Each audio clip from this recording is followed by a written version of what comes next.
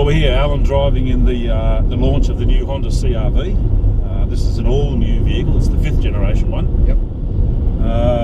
And it's there's 5 vehicles in the lineup, ranging from front-wheel drive and all-wheel drive, and 5 seats and 7 seats now, yeah.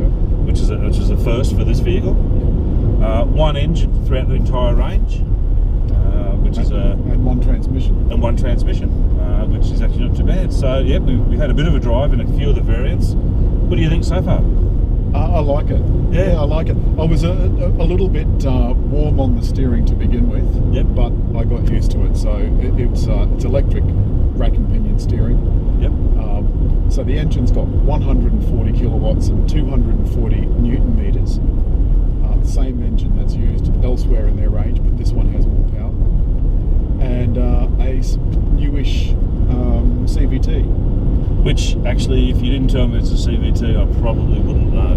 Well, they've done that, of course, to make the car a little bit quieter. Yep. Now, we've been in several of the different variants so far today, and the top of the range with the lower profile tyres seem to be a bit noisier.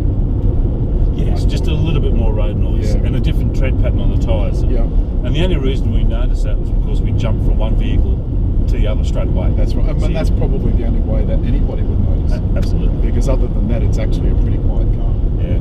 Now, going back to the engine, 240 newton meters, but it's a flat torque curve that goes right from 2,000 to 5,000 revs. That's very important that you get that torque early. Yes. 2,000. Yeah. Which previously really was unheard of. Well, yeah, much higher in the rev range as well. So it is a petrol engine, but it does have that low torque characteristic. So it's actually quite good, especially if you keep it in that rev band. It works well. That's right. So the car's all new, so everything in it is also brand new. And the amount of carryover from the last vehicle is 0%. 0, they said. We did get up. We asked that question, and they thought about it and told us 0. They did. Yes, they did. So the other things that this has got is a suite of safety gear. Yep. Which includes automatic emergency braking, but it's not on all the models yet. Not on all the variants. So they said they're going to try and get it in as standard, because there's no advantage to them in taking automatic braking out separately. No, true. But what is on all the variants is the reversing camera. And it's a pretty good reversing camera. It's a very good. 3 different aspects, I guess you'd call it. Yeah, 3 different modes. Yep, that's it. Thank you for the right word. It's all right. And yeah, look, the other thing I like is that left-hand camera that shows what's put left-hand indicator on the indicator. That's brilliant. Yeah, yep. yeah. You put your indicator on to go around a left-hand corner, and what it means is the screen comes up with the camera facing backwards. Yep. So that you can see pedestrians or people on push bikes or cars if you happen to be just changing lanes as well. No more blind spot. No more blind spot. So us old farts find it hard to turn our heads. Well, look, but it's true though, isn't it? Like there are times when I've gotten into a car and I really can't get my head right because I've got a sore neck or whatever. This you just look at the screen. Yeah. I think it's brilliant. Yeah. And while we're talking about that, go ahead. I was just going to say, yes. And on that subject, we've got a new infotainment system that has Android Auto and Apple CarPlay. Yeah. So you plug your phone in, and the screen will reflect some of the Apple or Android features. It's a wide screen, 7 inches. I'll take your word for that. So I think it's 7 inches-ish, but certainly a wide aspect. So it's a landscape aspect screen. They've done the floating tablet design, which I really like. I really like that look. Set quite high up on the dashboard. Yes.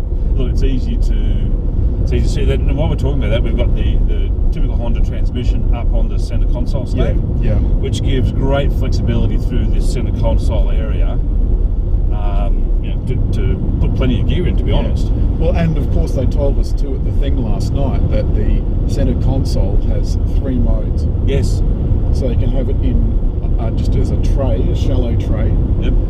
Or it's deep enough to put a handbag in, so they said.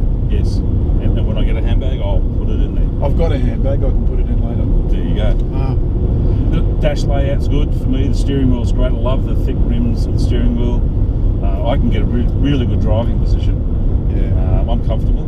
And behind me, ironically enough, there's plenty of room. The vehicle's actually a little bit bigger. It's like all of us. It's grown a bit as it's got a bit older, but they've made a lot more out of the internal space. Yeah, and they were saying that the second row, so what is now the back row of seats, in the 7-seat model has been moved a little bit to give enough space to get in to that third row.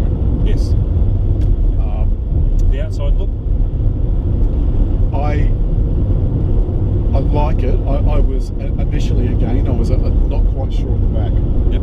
I looked at the back and thought, because there's a couple of other cars at launches that we've been to where I wasn't quite so fast. Yep. And it never grew on me. This one, on the other hand, initially looked a bit busy, but I really quite like it now. Look, we're buzzing on now at the speed limit on a backcountry road. It feels responsive, the steering is responsive, they've reduced the turns, the steering turn to turn. Yeah. Well, it's only 2.1 turns lock to lock now. Yep, very much. Yeah. It's quiet, it's compliant, it's actually, they've done a really good job, haven't they? And price-wise, yeah, starting at just above $30,000 yep, plus on roads, going up to just above 41, I think, or $42,000. That was manufacturer's list price. List price, yeah, plus on roads. Yeah. So, you know, for that price, especially that top model, which would be the one that I'd always go for. Yes, true. Because I'm fond of a bit of a top model. Yes. And it's got all the extra stuff in it. You know, I really would want to have emergency braking. Yes. Autonomous emergency braking. They expect the top seller in the range to be one up off the bottom. Yeah. The VTIS, I think they said it was. Yeah. 5-seater. And they've packed a fair bit of gear into that as well, haven't they? They have, and they priced it, I think, fairly keenly. So on the road, you know, it's probably going to finish up being, what, 36,000, something like that.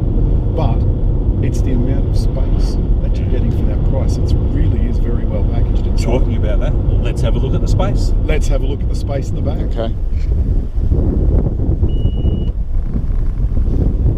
Automatic door on all but the bottom of the range. The door is adjustable in terms of height, but it gives plenty of height even for someone like me to be able to get in underneath. And as you can see, there's a reasonable amount of room in the boot. This is the 7-seater, so those seats are lying flat down there in the back.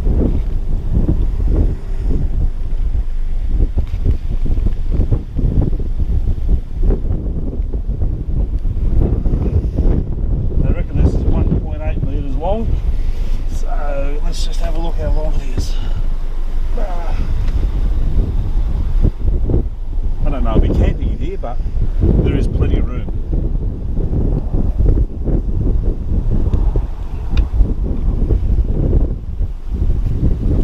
How's your room?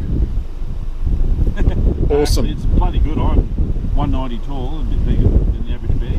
That door opens really wide. And well, that's the new, all new CRV. You know, we've had a bit of a look around it and had a bit of a drive, so initial impressions. I like it a lot, yeah, I like it. If I was in the market for an SUV, I'd happily have one. I reckon it's pretty bloody good, actually. And they did a cheeky comparison with the current segment leader, the CX5, sorry, which I thought was quite cheeky, and it compared favourably. Yeah, look, you did. You know, you like for like, you can actually see the two of them back to back. Yeah. Which what a lot of shoppers will do. They will. And there'll be features on the CX5 that some people like, features on this that some people like, but this thing stacks up pretty well, and at that price point, 30 to early 40s, it's well worth it. It's pretty bloody good. And we both like it. We both like it. Yep. And thanks for joining us. Thanks for joining us.